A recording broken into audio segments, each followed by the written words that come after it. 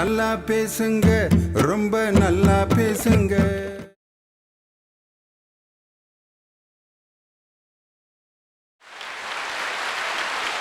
நல்லா பேசுங்க, நல்லதையே பேசுங்க என்ற நிகழ்ச்சி ஏதோ உயிரற்ற ஒரு நிகழ்ச்சியாக இருந்த சமயத்தில் அந்த நிகழ்ச்சிக்கு ஒரு டைட்டில் சாங், தொடக்க பாடல் ஒன்று வேண்டும், அதை யாரை வைத்து எழுத சொல்லலாம் என்று திரைப்பட கவிஞர்களுடைய பெயரெல்லாம் என்னிடம் முன்மொழியப்பட்டது. ஆனால் என் மனதில் முதலில் தோன்றிய பெயர் பாரதிதாசன் கவிஞர் சுரதாவுக்கு அடுத்தபடி தந்தை பெரியாரின் சிந்தனையையும் சுயமரியாதை சிந்தனையும் பகுத்தறிவு சிந்தனையையும் முற்போக்கு கருத்துக்களையும் தைரியமாக தனது கவிதையிலே படைத்து வருகின்ற ஒரே ஒப்பற்ற கவிஞர், இந்த புதுக்கோட்டை மண்ணிற்கு பெருமை சேர்த்து வரும் எங்கள் அன்பிற்கும் மரியாதைக்கும் உரிய அருமை அண்ணன் கவிச்சுடர் கவிதை பித்தன் அவர்களுடைய பெயர்தான் நினைவுக்கு வந்து அந்த நல்லா பேசுங்க நல்லதையே பேசுங்க என்று இந்த தலைப்பை தந்தது 5 முறை தமிழகத்தினுடைய முதலமைச்சராக இருந்து இன்று உலக தமிழர்களின் ஒரே ஒப்பற்ற தலைவராக இருக்கும் முத்தமிழறிஞர் டாக்டர் கலைஞர் அவர்கள் கொடுத்த தலைப்பு தான் நல்லா பேசுங்க நல்லதையே பேசுங்க. அந்த தலைப்பில் அந்த பாட்டை எழுதி கொடுத்துட்டு அந்த பாட்டை நீங்கள் தான் பாடணும்ட்டார். என்னை ஒரு சினிமாவில் கூட நடிக்க வச்சாங்க. அப்போ கூட எனக்கு ஒரு வரி பாடுறது கூட வாய்ப்பு கொடுக்கல.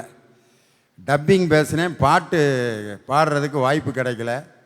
ஆனால் ஐயா தான் அந்த பாட்டை நீங்கள் தான் பாடணும்னு சொல்லி விஜய் என்ற அந்த இசையமைப்பாளரிடம் சொல்லி நானே என்னுடைய குரலில் பாடி அந்த பாடலினுடைய ஒரு சில வரிகளை நான் பாடினால்தான் அண்ணன் அவர்களுக்கு நான் செய்த நன்றி கடன் இன்று தீரும். அது என்ன, அந்த பாடலினுடைய முக்கியமான என்னை கவர்ந்த வரி, நல்லா பேசுங்க ரொம்ப நல்லா பேசுங்க, நல்லதையே பேசுங்க உள்ளதையே பேசுங்க, நல்லா பேசுங்க அதை நல்லா பேசுங்க, பகுத்தறிவு பெரியாரின் எரிமலை பேச்சு, பட்டுக்கோட்டை அழகிரியின் இடிமலை பேச்சு, அனைவரையும் கவர்ந்திழுக்கும் அண்ணாவின் பேச்சு, இவை அத்தனையும் சேர்ந்ததுதான் கலைஞரின் பேச்சு. நூல் நிலையம் ஓடுங்க நுண்ணறிவை தேடுங்க, கூறு போடும் ஜாதிகளை குப்பையிலே போடுங்க, நல்லா பேசுங்க ரொம்ப நல்லா பேசுங்க, நல்லதையே பேசுங்க உள்ளதையே பேசுங்க, நல்லா பேசுங்க அதை நல்லா பேசுங்க என்ற அற்புதமான வரிகளை தந்த கவிச்சுடர் ஐயாவுக்கு என்னுடைய மனமார்ந்த நன்றியை சொல்லி, புதுக்கோட்டையினுடைய சிறப்பு வர்ற வழியில் பார்த்தீங்கன்னா குடுமியான் மலை, ரேடியோக்கெல்லாம் அடிக்கடி வர்ற ஒரு ஊர். அதுதான் தோட்டக்கலை ஆராய்ச்சி பண்ணை குடுமியான் மலையிலிருந்து இப்பொழுது விவசாய அதிகாரி விவசாயிகளுக்கு சில கருத்துக்களை கூறுவார் அப்படின்ட்டு குடுமியான் மலையிலிருந்து தோட்டக்கலை ஆராய்ச்சி பண்ணையிலிருந்து ஒருத்தர் பேசுவார். அது மாதிரி குடுமியான் மலையில் சமணர் பள்ளிகள், உலகத்திலேயே அழகான மூத்த ஓவியம் இந்த புதுக்கோட்டையில் தான் இருக்குது. அதுதான் சித்தன்ன வாசல் ஓவியம் என்று அழகான அந்த ஓவியம். அது கூட ஒரு சினிமாவில் வந்த பிறகு தான் நிறைய பேருக்கு சித்தன்ன வாசலில் இப்படி ஒரு ஓவியம் இருக்குன்ட்டு. அதில் ஜேசுதாஸ் பாடின ஒரு பாட்டு, சொர்க்கத்தின் வாசப்படி என்ன கனவுகளில் பெண்ணல்ல நீ எனக்கு வண்ண களஞ்சியமே கொஞ்சம் பனி துளியே. அந்த பாட்டில் சித்தன்ன வாசல் ஓவியமே அப்படின்ட்டு அந்த கவிஞர் எழுதியிருப்பார். அப்படிப்பட்ட அருமையான ஓவியத்தை கொண்ட சித்தன்ன வாசல் போன்ற அழகான கட்டிடங்கள், அழகான வரலாற்று சிறப்புமிக்க இடங்களை கொண்டது இந்த புதுக்கோட்டை. ஒரு நல்ல திரைப்படத்தை தீர்மானிப்பது கதையா பாடலா நகைச்சுவையா? யா திருச்சி மலைக்கோட்டை, தெற்க பார்த்தீங்கன்னா திருமயம் புகழ்கோட்டை, இது ரெண்டுக்கும் நடுவில் கலைக்கோட்டை, மங்காத புகழ்கோட்டை, மாறாத நெறிக்கோட்டை, என்ன பெத்த தாய்மண்ணு புதுக்கோட்டை. அந்த புதுக்கோட்டையில் நின்று பேசுறது தான் எனக்கு பெருமைன்னு நினைக்கிறையா ஐயா. இன்னைக்கு வெறும் மார்க்ஸ்க்காக மட்டும் தன்னுடைய ஸ்கூல் லைஃப்பை தொலைச்சிட்டு வாழ்கிற மாணவர்களாக இருக்கட்டும், சின்ன சின்ன சந்தோஷத்துக்காக தன்னுடைய இளமை பருவத்தை தொலைச்சிட்டு வாழ்ற இளைஞர் கூட்டமா இருக்கட்டும், பட்டுக்கோட்டை அருமையா சொல்லுவார், குட்டியாடு தப்பி வந்தா குள்ள நரிக்கு சொந்தம், குள்ள நரி மாட்டிக்கிட்டா குறவனுக்கு சொந்தம், தட்டு கெட்ட மனுஷங்கண்ணுல பட்டதெல்லாம் சொந்தம், சட்டப்படி பார்க்க போனா 8 அடி தான் சொந்தம்னு. ஆக அவரோட வார்த்தைக்கு ஏற்ப வாழ்ந்து செத்துக்கிட்டு இருக்கிற இந்த மக்களா இருக்கட்டும், யாரா இருந்தாலும் வாழ்க்கை பூரா நம்ம பேசி கொண்டு வர முடியாத ஒரு மாற்றத்தை வெறும் 3 மணி நேரத்தில் நல்ல திரைப்படங்கள் கொண்டு வந்துடும். அந்த நல்ல திரைப்படங்களை எது நிர்ணயிக்குதுன்னு நீங்கள் என்கிட்ட கேட்டுருக்கீங்க. ஐயா, ஒரு திரைப்படத்தை நான் பார்க்க போகிறேன்னா அதில் வர்ற பாட்டை என்ன பண்ணுவோம்? என் செல்ஃபோனுக்கு ரிங்டோன் நான் வைப்பேன்.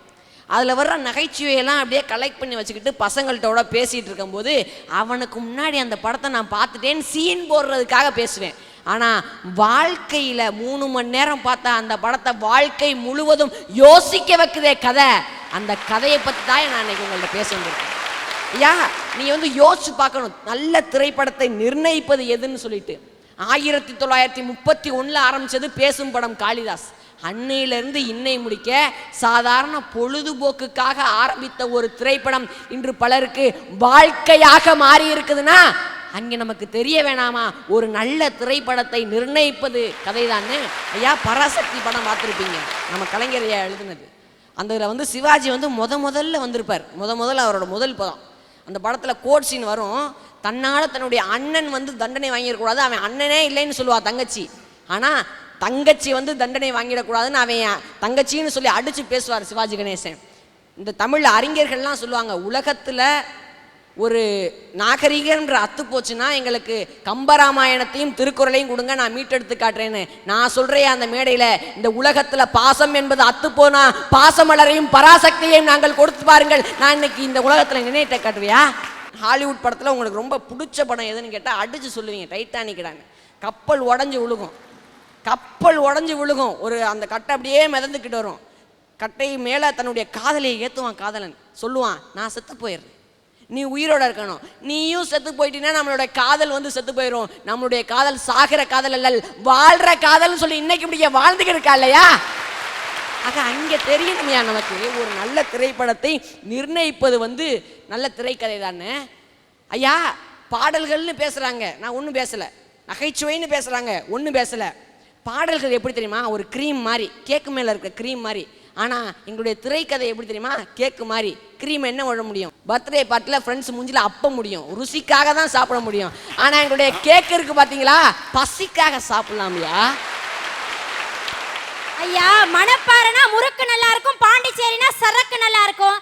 பாட்டுன்னு ஒன்று இருந்தாதாயா என்னைக்குமே திரைப்படம் நல்லா இருக்கும். ஆண்ட்ராய்டு வாங்க கூட காசு இல்லாதவன் ஆண்ட்ராய்டு போன் வாங்கி பாட்டு கேட்டுட்டு இருக்கானே.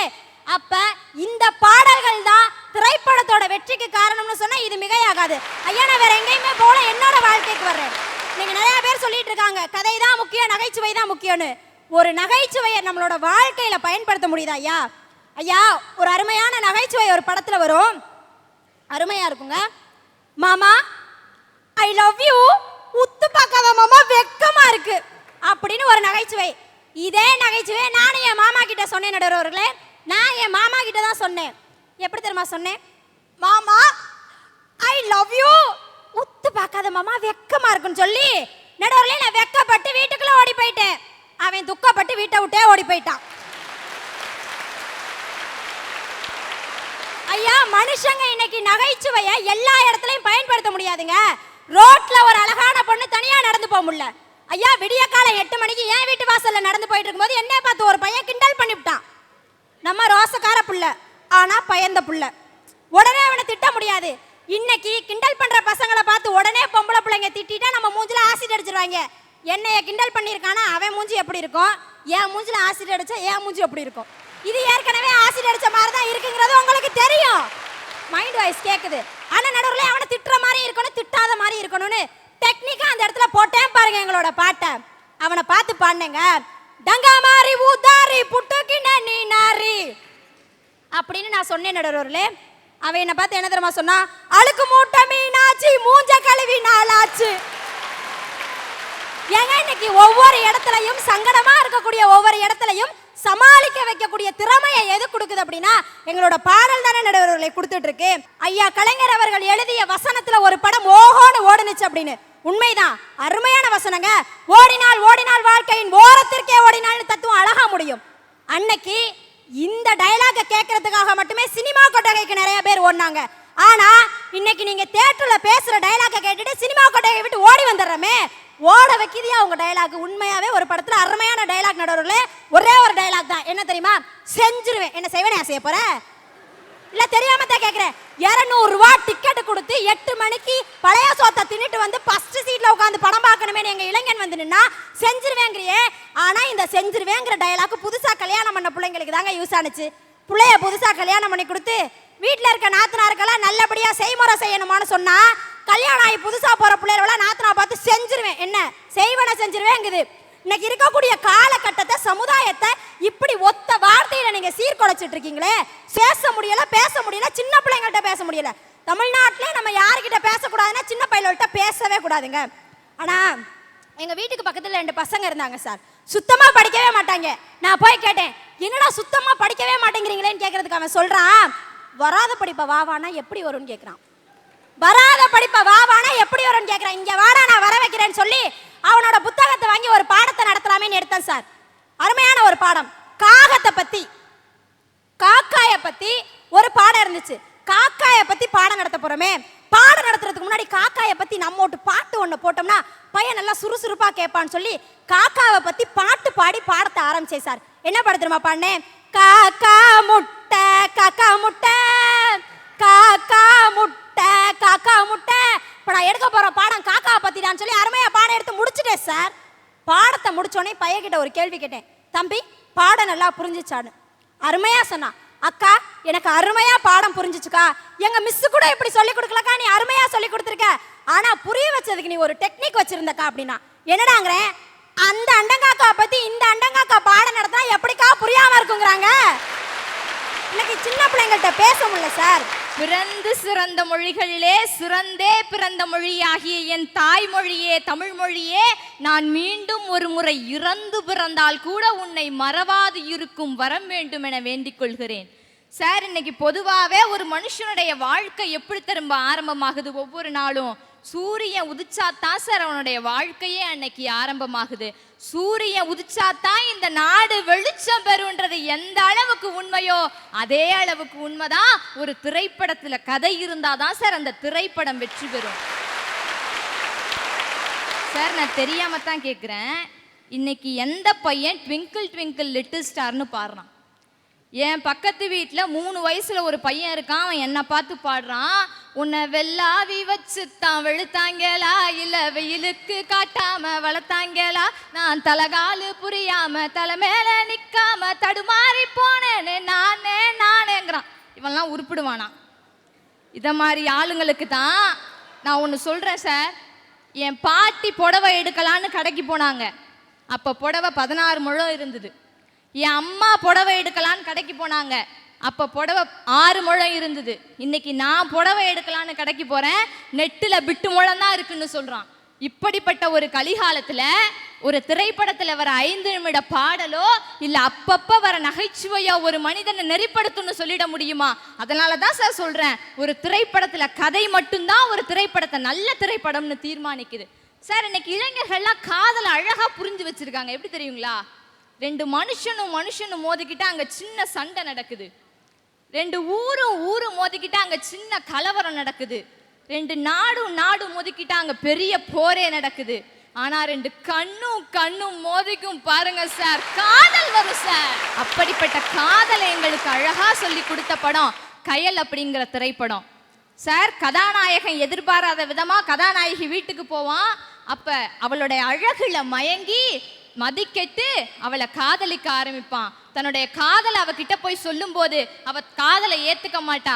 அவங்க 2 பேரும் பிரியக்கூடிய சூழ்நிலை வரும். மறுபடியும் கதாநாயகன் மேல காதல் வயப்பட்டு ரொம்ப துடிச்சு என்னைக்காவது ஒரு நாள் சந்திக்கணுமேனு 2 பேரும் எதிர்பாராத விதமா ஒரு கடற்கரையில சந்திப்பாங்க. திடீர்னு சுனாமி வந்துடும். அவங்க 2 பேரும் சேருவாங்களா மாட்டாங்களான்னு ஒட்டுமொத்த காதலர்களையும் துடிக்க வச்ச படம் கையில் இல்லைங்களா? அந்த படத்துல எந்த நகைச்சுவை, எந்த பாடல் அந்த படத்தை வெற்றி படமாக்குச்சு? அந்த படத்துல வந்த கதை மட்டும்தான் இந்த படத்துக்கு வெற்றி படமாக்குச்சு சார். காதலை மட்டும் இல்ல, நட்பை கூட இளைஞர்கள் அழகா புரிஞ்சு வச்சிருக்காங்க. எப்படி தெரியுங்களா?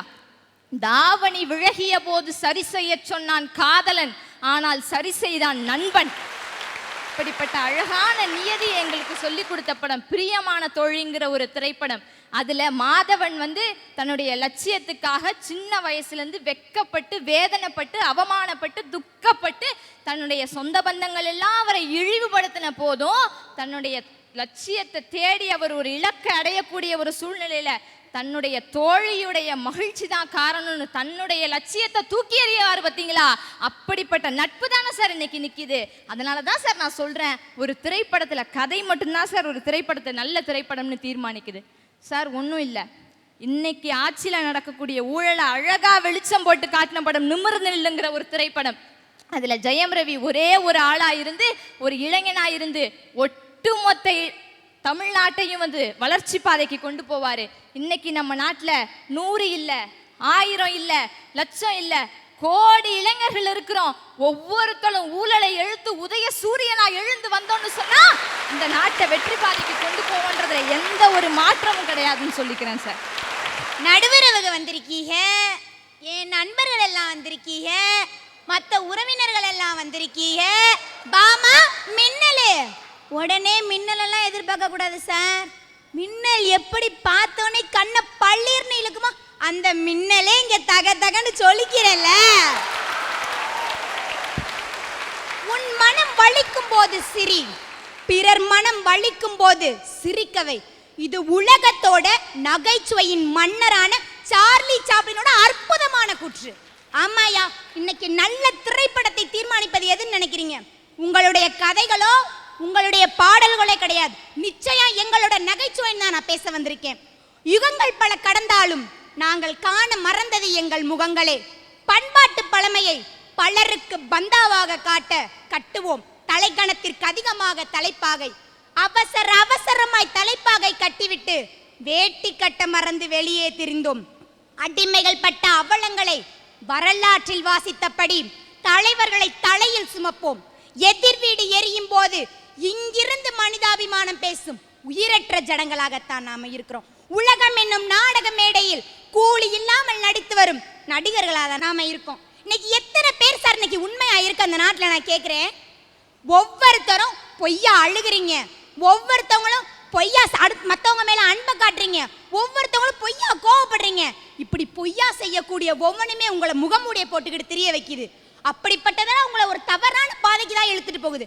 ஆனா நாங்க பொய்யா சிரிக்கிறோம். ஏன் தெரியுமா? நாங்க சந்தோஷமா இல்லைனாலும் பிறரை சந்தோஷப்படுத்தி பார்க்கணும்னு நினைக்கிறோம் பாருங்க. அங்கே இருக்குயா எங்களோட நகைச்சுவை. ஐயா நகைச்சுவை, அன்னைக்கு நகைச்சுவை சக்கரவர்த்தி நாகேஷ்ல இருந்து இன்னைக்கு பொரட்டா சூரி வரைக்கும் நாங்க எதிர்பார்க்கறது எங்களுடைய நகைச்சுவை. உங்களுக்கு எல்லாருக்குமே தெரியும் கரகாட்டக்காரன் படம். சொன்னோன்னே என்னையா ஞாபகம் வருது? ஒன்றும் இல்லை, வாழைப்பழ கதை தான். இது தெரியாதா? இன்னொன்னு வரும், என்ன தெரியுமா? என்ன பொன்னமராதி பாட்டியில கூப்பிட்டாக, காரக்குடி பாட்டியில கூப்பிட்டாக, அங்க கூப்பிட்டாக, இங்க கூப்பிட்டாக. அதெல்லாம் விட்டு புட்டு என் கேரகம் இந்த கரக கும்பல்ல மாட்டிக்கிட்டேன். அமெரிக்கால மைக்கேல் ஜாக்சன் கூப்பிட்டாக, ஜப்பான்ல ஜாக்கி சான் கூப்பிட்டாக. என்னடி கலர் கலரா ரீலா விடுற?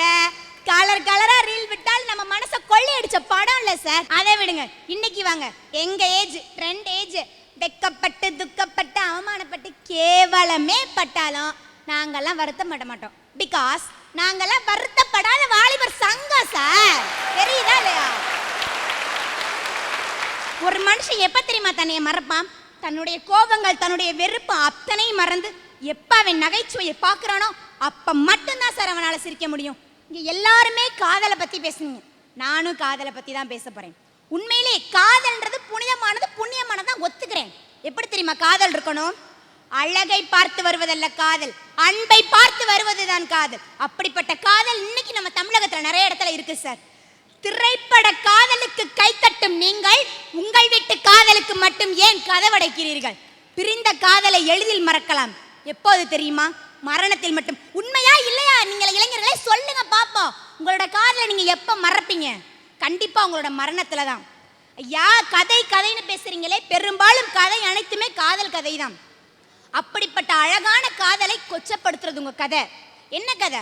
ஒன்னுல அழகா ஒரு பிள்ளைய காதலிக்கிறான், அதாவது என்னைய விட அந்த பிள்ளை அழகா இருக்குன்னே வச்சுக்கோமே, அந்த பிள்ளைய காதலிக்கிறான், கைவிடுறான், இன்னொரு பிள்ளைய காதலிக்கிறான். என்ன தெரியுமா காரணம்?